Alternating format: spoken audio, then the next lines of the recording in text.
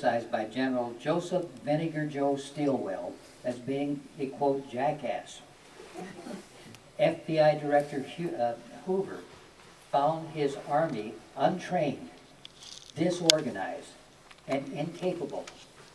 The Federal Communications Commission found DeWitt's Army personnel unskilled, untrained, and of abysmal intelligence capability, interpreting signals, radio signals and things. The Washington Post criticized his racist overkill. The American Sociological Association averred that DeWitt may suffer from aggravated paranoia. This guy was a PhD. And I'll get this, in 1997, Senators Richard Roth and our friend Joe Biden did a report and concluded that DeWitt may have suffered from clinical paranoia. So we have an individual one sandwich short of a picnic in charge of the West Coast. And it's a good thing we weren't attacked. So now back to Dad's letter to DeWitt.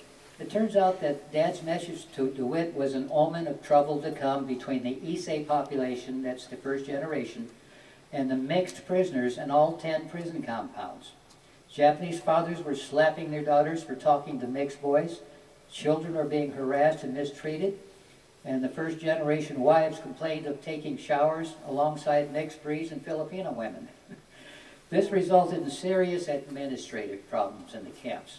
So wartime civil control administration officials, wartime relocation authority personnel, and social welfare workers from USC conducting social studies on the prisoners, and imprisoning American citizens. They wanted to know what they felt about that. Also observed the first generation shunning and harassing the mixed breeds. Okay, so accordingly, on April 25th, 1942, less than 2 months after DeWitt's reply to Dad, ignoring secondary racial issues between the Issei and mixed breeds, DeWitt issues the following ruling. Children of mixed marriages can stay behind. Boy, he switched gears right away. Instead of anybody with any traceable degree of Japanese ancestry was going to be imprisoned.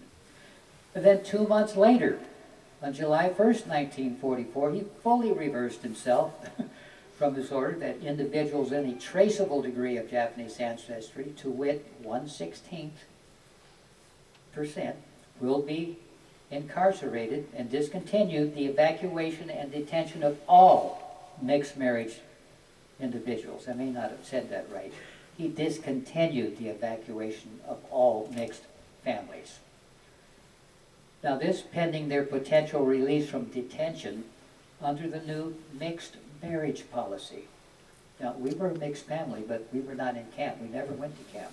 We were living in Los Angeles on 857 East 43rd Street in the east side of Los Angeles.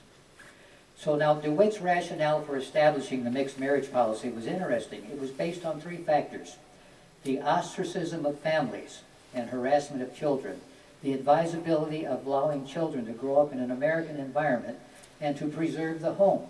Well, what about the non-mixed population? Didn't they deserve the same thing? Now, the criteria for release under the mixed policy was, A, a Japanese candidate for release had to be 50% or less Japanese. You could not be over 50%, or you would not qualify. With an American, and it had to be an American citizen. His wife of Caucasian ancestry and their mixed blood children would be eligible to apply for release, but could not reside on the West Coast. They couldn't come back to California, Arizona. No way. B, a Caucasian husband who was an American citizen with a full-blooded Japanese wife and their mixed-blood children could reside on the West Coast if the husband's environment was Caucasian. Man, okay. I don't get it. If not, they'd have to go to the interior. Now, third example, adults of mixed ancestry who are American citizens could reside in the West Coast, these mixed with Japanese and whatever, if their environment had been Caucasian. Now, Grandma was born Creole, which is legally its own racial category, distinct from Caucasian or African American. Creole takes in a a lot of racial ground, including French, Spanish, Sub-Saharan African, European, Dutch, and native indigenous people. So she had a lot of mixed blood in her. Now, although Creole, Grandma was also mixed with Creek Indian. Creeks inhabited Alabama, where her father was born. In fact, older family members tell us that her father, who lived in Mobile, Alabama, actually made Geronimo's acquaintance, who was imprisoned at Mount Vernon Barracks, 30 miles north of Mobile. I don't know what he did there. I know he was a cook. Maybe he cooked there. But we don't know what type of relationship he had with Geronimo. Accordingly, under General DeWitt's mixed marriage policy, our environment was clearly not Caucasian. On the other hand, it could also be argued that because Grandpa lived in a Caucasian environment throughout his 30-year naval career, he was white by association. Now, as an aside, given General DeWitt's refusal to grant exemption to any Japanese male except for Grandpa, in 1944, sociologist George Andrew Lundberg, PhD and the 33rd president of the American Sociological Association, suggests that Grandpa may have been considered somewhat of an honorarian, further to justify using Japanese in the Axis powers. Hitler, in order to have the Japanese and Italians fight on their side, said of the Japanese, they came from the stars and had blue eyes and blonde hair originally. I don't know where you got that from. There was some radical genetic changes going on. Well, he had to have some sort of rationale to have them fight. Now, as a condition of release, the mixed marriage policy specifically forbid speaking Japanese. Can you imagine, a Japanese couple applying for release? Oh, no, we're not going to talk Japanese. We can't have any Japanese friends. Oh, don't worry about that. And you have to have a strict, you don't eat a strict diet of Japanese food. No sushi, no teriyaki. Don't worry about it. As if after eating some sushi, a bowl of ramen noodles, or some tempura, you might be inspired to blow up a defense plant or poison waterways. Tell you. Now, a job offer was required of all the aforementioned categories to either move to the interior or to the West Coast to prevent them from becoming a public charge or in other words, a welfare case. If they did not have a job offer, the Army would assist them in finding a job. I think they probably wanted to get rid of them too. That was getting pretty costly to keep 110,000, which eventually became 120,000 mouths to feed in a camp. Now, my family was released unconditionally and was authorized to live in the prohibited and restricted areas of the Western Defense Command. Most of all the rules were broken or bent or suspended. For example, by allowing Grandpa, a full-blooded Japanese male, to reside in prohibited areas, he had to be 50% or less. Under the strict rules of the policy, Grandpa would also not ordinarily be qualified to live in the prohibited areas because he was not 50% or less Japanese, and an offer of employment was probably unnecessary because he had a small retirement income from the Navy. Now, all women in the family carrying Japanese alien enemy babies now were exempt from incarceration and could also live in the prohibited areas. Remember, they said you're going to camp, you're carrying a Japanese baby, you're carrying an enemy alien, so you're going to be interned. So I believe we were either a special case or just force fit under the mixed marriage policy to enable us to obtain exemption badges. And here's what Grandpa had to wear. Is that the badge? Okay. They took his picture. It was signed by General DeWitt, the most intolerant guy on the West Coast. Anyways, we might have been treated with more deference than Eleanor Roosevelt. Now, Eleanor Roosevelt asked General DeWitt for permission for a half-Japanese lady with her kids, her husband was Caucasian, to return to the West Coast. He denied her. Whew. Now, that's pretty bold. Yeah, he flat out denied her request. The president's wife? Okay. Well, we got on with our lives. Now, I know it's taken a long time. We got on with our lives. Our house on McKinley Avenue in Los Angeles became the local voting poll. for many years. Grandpa continued to raise the American flag in our front yard.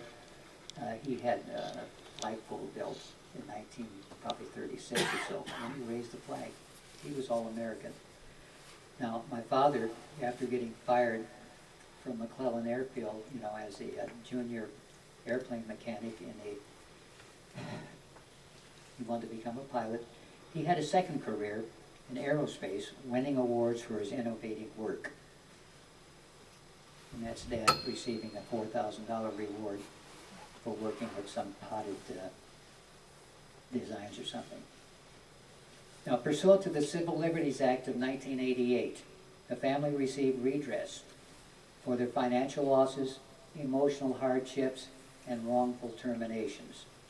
And as a bonus, Grandpa received redress from the City of Los Angeles for his wrongful termination in 1942 from the Department of Water and Power by Mayor Boron. Tiffany, can you get the big folder outside from the table and bring it in? Yeah, when he got fired by Mayor Boron for just being Japanese, he didn't do anything. Tom Bradley was mayor at that time. Tom was a fair man. And before redress came down, he says, you know what? These 13 Japanese guys were fired in 1942 by telling them to ask for permission to go on a long-term leave of absence. This is my daughter, Tiffany. She dances hula, by the way.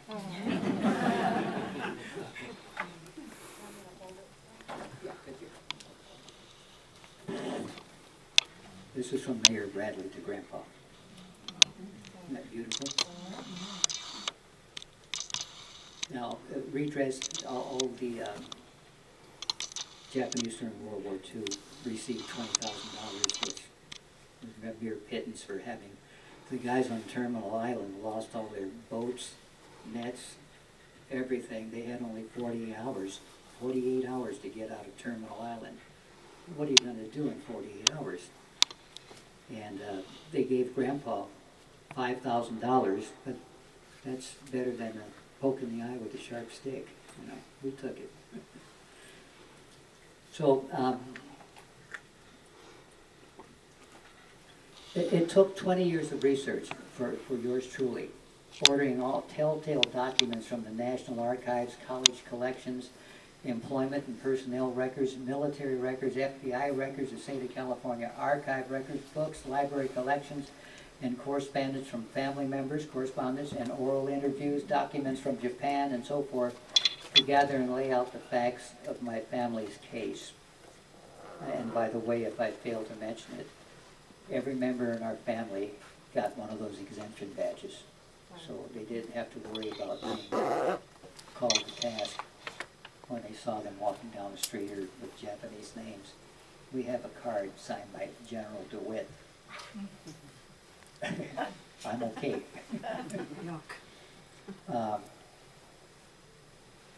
So I thus wrote my book, Pure Wind's Bright Moon, memorializing my family's history before, during, and after World War II. And I was very fortunate to have the first book I ever wrote accessioned into the Smithsonian National Museum of American History. You talk about lucky. All I can say is what a ride. Now, the Smithsonian will not accession any book that is self-published. Well, I didn't want anybody changing one word in my book, so I self-published. And I gave a copy to Aiko Yoshinaga. Some of you might know of her. She was a famous proponent of against the internment and research, and she worked to get Korematsu exonerated. You've heard of Aiko. She's a legend. Aiko gave the book to the Smithsonian. Now that's pretty heavy, coming from her as an authority on the Japanese issue. And they vetted that book for 2 years. And one day I was surfing on the internet and it popped up. Whoa, I made it. So again, here's the family.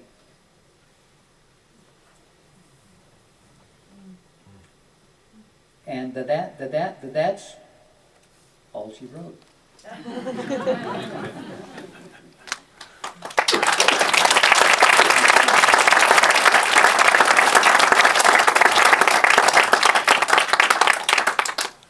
lot different than the usual, you know, the internment. There's been movies made, books written, all sorts of activities. And, you know, I purposefully waited until later on. My book was written in 2013 to start tooting my horn about one guy that was exempted. Nobody wanted to hear about that. In fact, we had a family reunion at a restaurant in Little Tokyo, and we actually rented out the entire restaurant. It was a huge restaurant. And the members of the Japanese American National Museum, they knew the restaurant, and that they allowed them to come in. And they took a look at all our exhibits. I had all this stuff on the walls and more stuff, family from Japan, and they says, "What's going on here?" And I said, "Well, Grandpa was the only Japanese exempted during World War II. Well, how come he didn't go?" Okay, the guy was frosted. Anyways, sorry for yelling, but that's exactly what he said. Are you okay to take your questions? Yeah, sure. If anybody has any questions, I'll be happy to field them.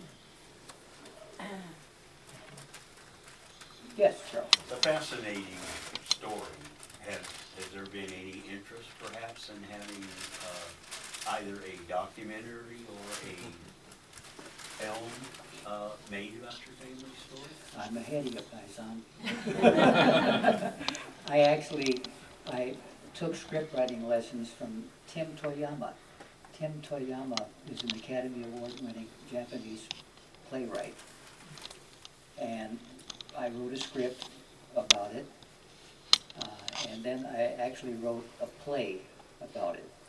And I haven't done anything with it because I'm still smoothing over it. We did get some interest about 10 years ago. My cousin prematurely contacted some agency and told them about the basics of the story. And so he had a meeting with the agency, but I had no knowledge of how to pitch a story. And you have to have knowledge on how to pitch it, and you have to pitch it the right way.